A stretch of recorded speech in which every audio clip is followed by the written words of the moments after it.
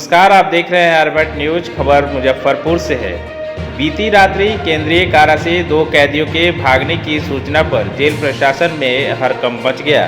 फिलहाल सुरक्षा कर्मियों ने दोनों कैदियों को दबोच लिया। पूरा मामला है कि शहीद खुदाराम बोस केंद्रीय कारा की दीवार फांद कर भागने की कोशिश कर रहे 2 कैदियों को अंततः केंद्रीय कारा के सुरक्षाकर्मी और स्थानीय लोगों की मदद से दबोच लिया गया। घटना के संबंध में बताया जाता है कि कारा से 2 कैदी गमछा की मदद से बनाए गए सीढ़ी के माध्यम से कारा की दीवार फांद कर भाग रहे थे।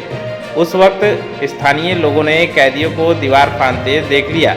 इसकी भनक जेल प्रशासन को नहीं लगी, मगर उनकी तरफ से कोई सुगबुगाहट नहीं होने पर लोगों को संदेह हुआ और उन लोगों ने शोर मचाया। जैसे ही यह बात जेल प्रशासन के कान तक पहुंची, आनन फानन में दीवार फांदने वाले कैदियों की खोजबीन शुरू हुई।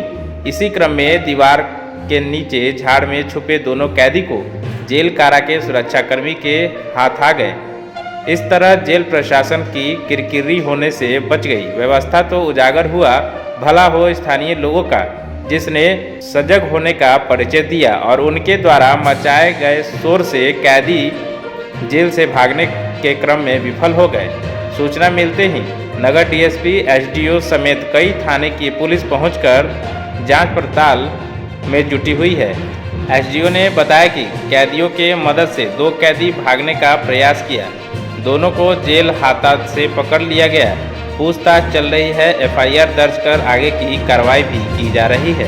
ये 2 कैदी 3 अन्य कैदियों के सहयोग से भागने की कोशिश कर रहे थे।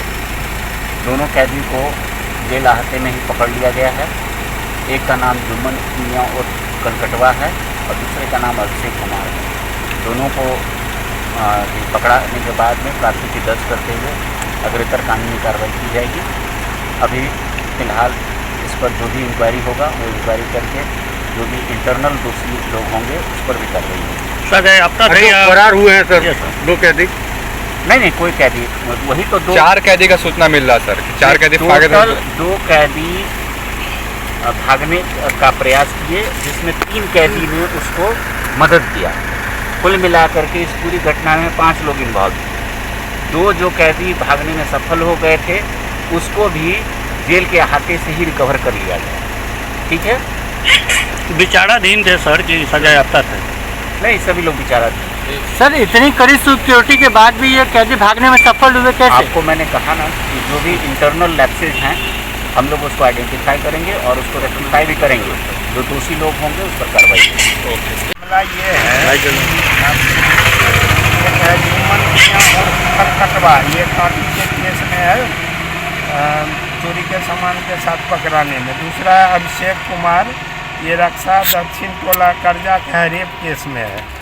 ये दोनों भागने का प्रयास किया था। पेरीमीटर दीवार जो है वो बड़ा वाला दीवार, उससे गमछी बांध करके उस साइड में गिरा था और जेल का लास्ट जो बाउंड्री वाल है उसके बीच में था। जब सूचना मिली तो जेल के और लोकल पुलिस के द्वारा उसको। सर एक सवाल है, कैदियों के लिए शायद हमको लगता है कि पुलिस विभाग की तरफ से सबसे सुरक्षित स्थान माना जाता है जेल, और वहाँ से किसी कैदी का भागना क्या संकेत करता है?